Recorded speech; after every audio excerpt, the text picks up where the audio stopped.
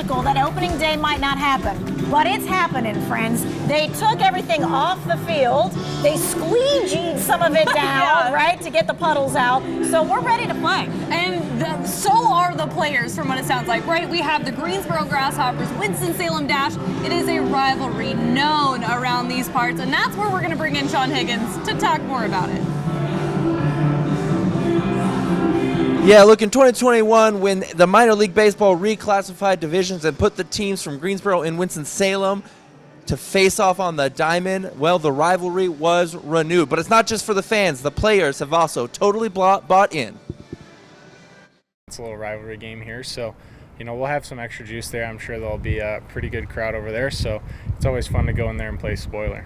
There's some hitters that got me last year. I'd like to get them out, and I'm sure that there's guys that I struck out that are going to want to get redemption against me. Oh, it's a lot of juice. Their fans are going to be there, and our fans are going to be there too, and we're going to be even louder. So, just having that crosstown rivalry, and it makes us want to win a lot more because we like Greensboro more than Winston-Salem for sure.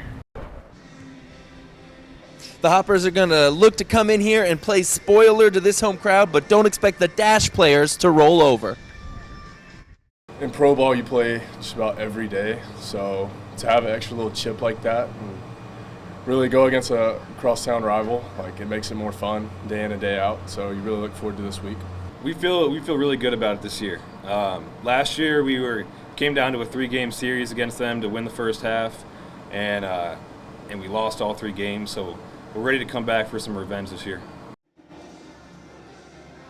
This rivalry was reignited in 2021, and since then it's been dominated by the Grasshoppers. Not only have they won all 3 of the season series so far, they also hold a 43-29 overall record since 2021. And here's a little bit of extra history for you guys. The last time we had consecutive seasons of Winston-Salem versus Greensboro, it was the Winston-Salem Red Sox versus the Greensboro Yankees. I can only imagine how tense those games were. Now I'm going to send that back over to Hunter and Tanya.